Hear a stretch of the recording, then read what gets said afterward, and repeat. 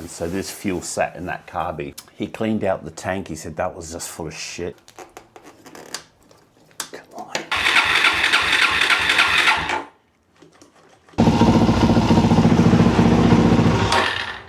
Okay, why do we have a fuel leak here? This isn't the Iron Canary. This is my friend's bike, and I'm going to try and fix it.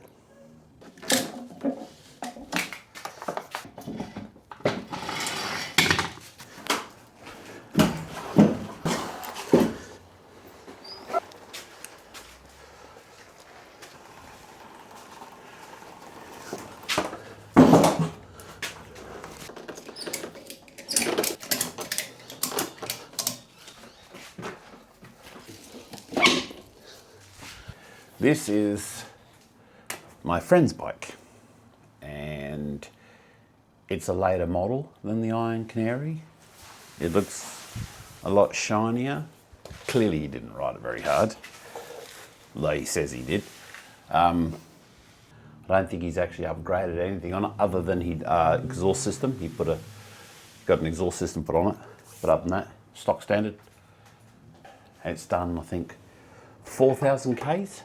So it's just been run in, like 4,000 Ks.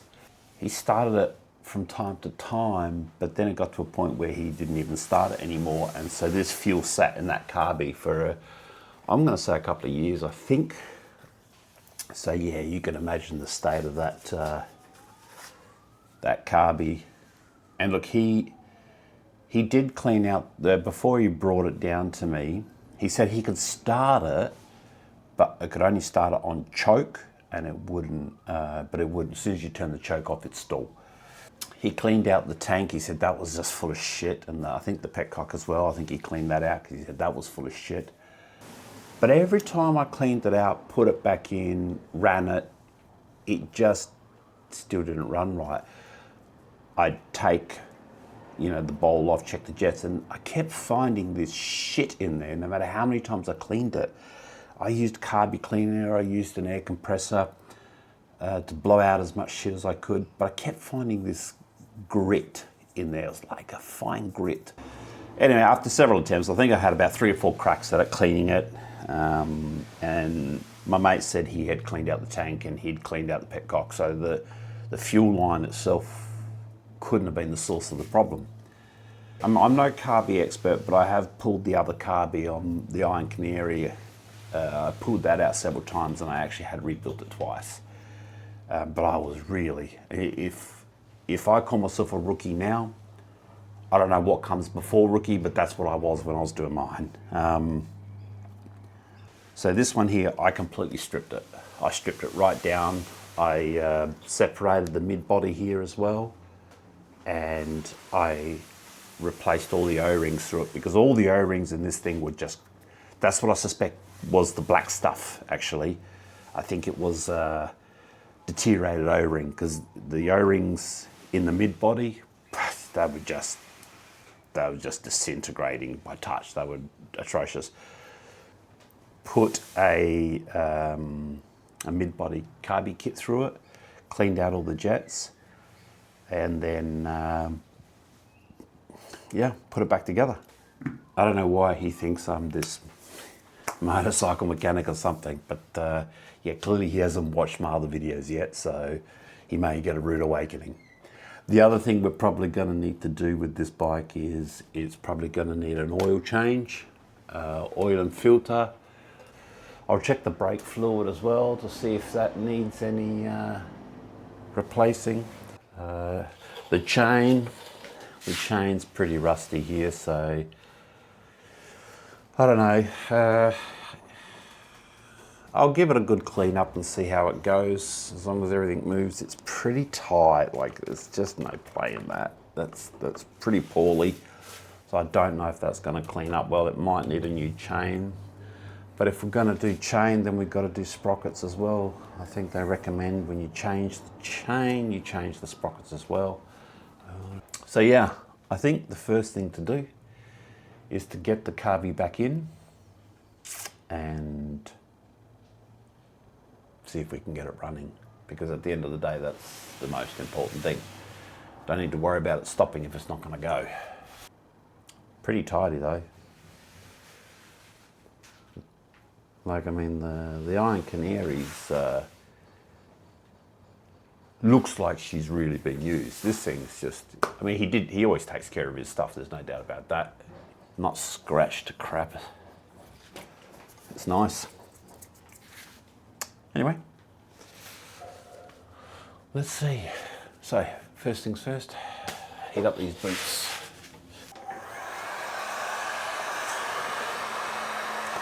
Put some heat into these boots. I find it's good to soften this up as well so you can kind of push it back. And then when you clamp everything together, it tends to stretch everything out a little bit, so make sure I don't heat up any cables. It's getting nice and soft now. Big difference. Right. Let's see if we can get this thing in. Sometimes you can just get the angle right.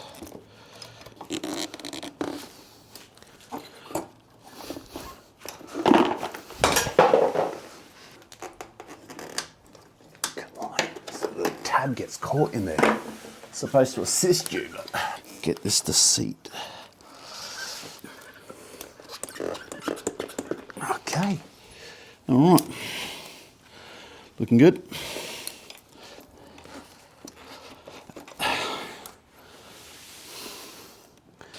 All right, we're seated in the first boot. I think the best thing to do would be make sure it's seated this end properly. Then we can address the back. Get these hoses down. Just trying to make sure these hoses are clear of the spring and stuff. We've got to get this boot on. Might reheat this. Then we've got to push the subframe forward. Then we've got to connect the throttle cables.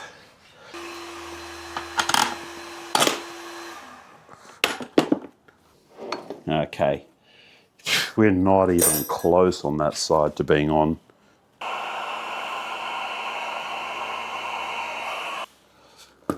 Oh, there we go. I think that did it.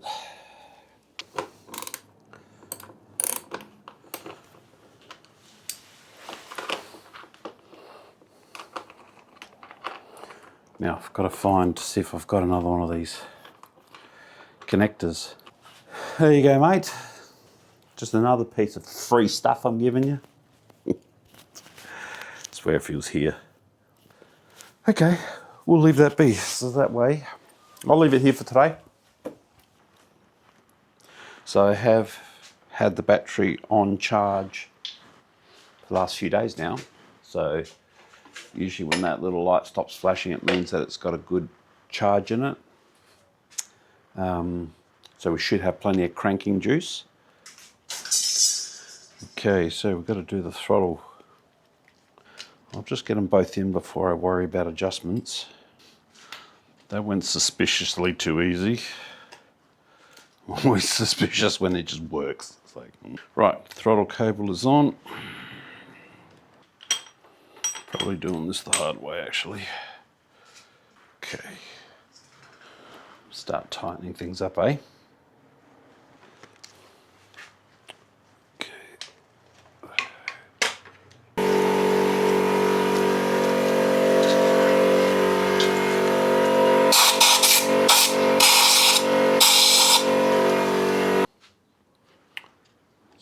In there. Good. So what I might do is I'll just rest this here, put this on, but I want to put a fuel filter on. I might replace this fuel hose too. There we go. That looks good.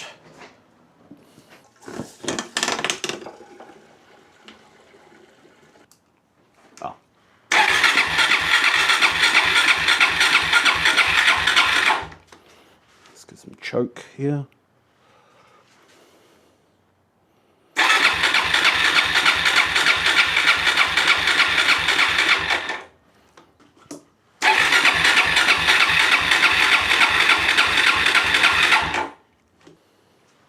What have I missed? I don't think it's a fuel problem because we are getting fuel in. So it must be spark. Maybe that plug is no good.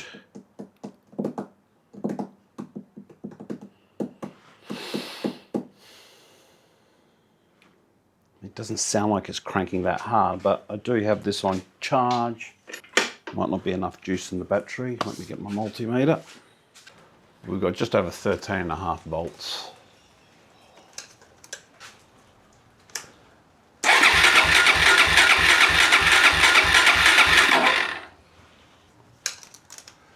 Okay, that does drop, but I might check the plug. Just quickly check fuel flow. Yep, that's not a problem.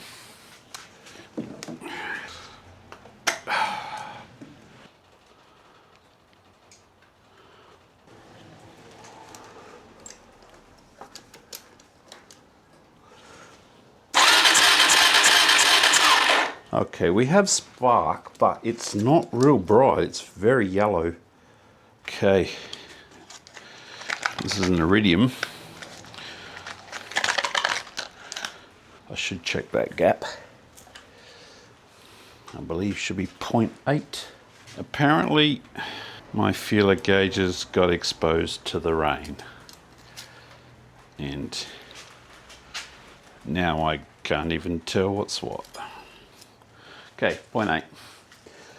Just use the digital gauge. Okay, that's good. It's actually already set. Let's check spark first.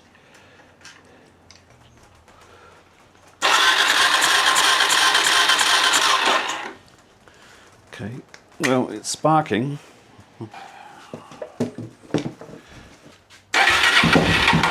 Ooh.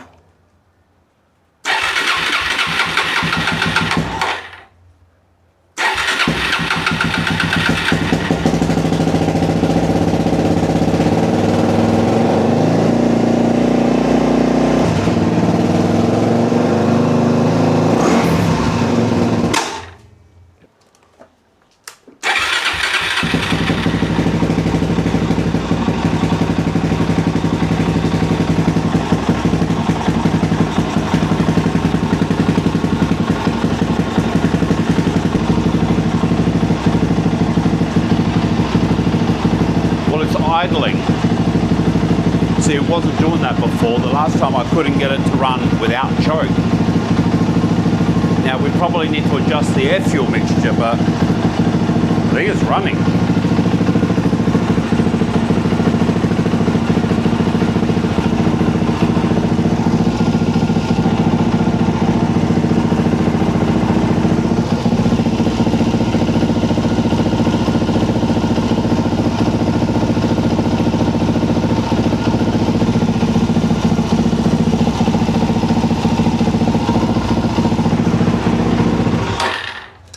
Okay, why do we have a fuel leak here?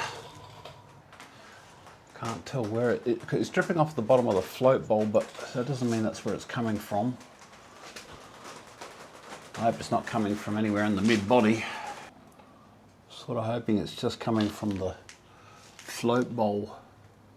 Look, it's positive in one sense, is that I can get it to idle now. All that's moot if I've got a leak from the mid-body. I'd like to try and avoid pulling the carby out. You know what, I think it's coming from the accelerator pump. Maybe I missed an O-ring or didn't seal it or put the wrong O-ring in. We don't have a choice. It's got to come out. There's no point delaying the inevitable. Don't drop the nut, don't drop the nut, don't drop the nut. That's why we don't Loctite everything straight away. That came off way too easy. This boot just pretty much pulled off when I dropped the subframe. It shouldn't do that. Did I not clamp that up? Right. There's a lot of fuel in there. God, well, I can't see any leaks on the side. It's just really wet down here. So I'm gonna go with the accelerator pump is leaking. Like dry everything off, connect the fuel up to it. Or actually, if I just pop the tank back on, and then I can just turn this like this. Okay. Good news is, definitely can't see anything coming out of the mid-body. Shit. There's a lot of fuel in there. Okay, let's have a look here.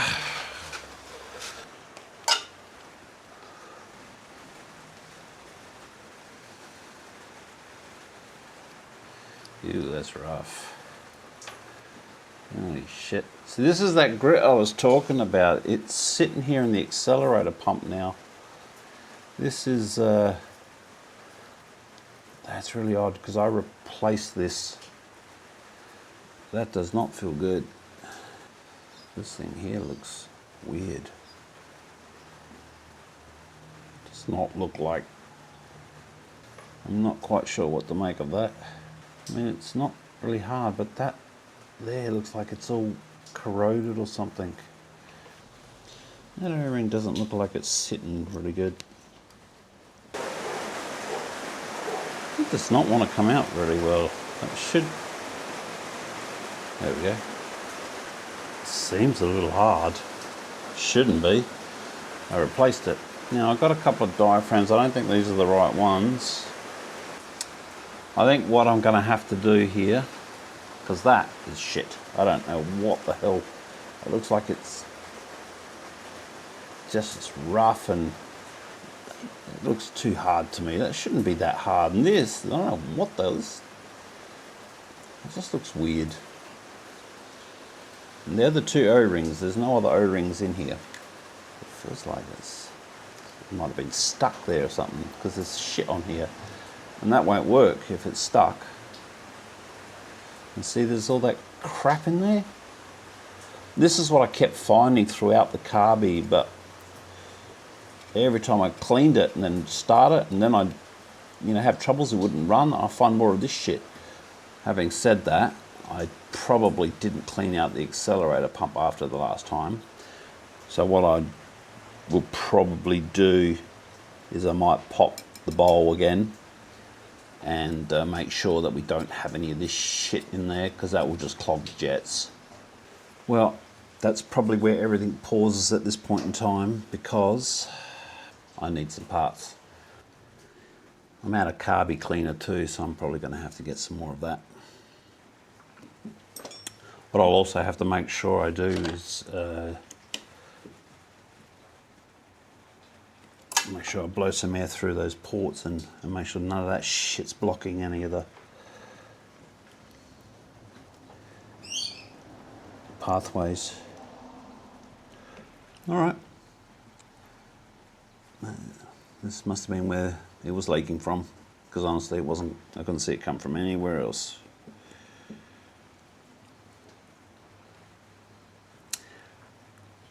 Right.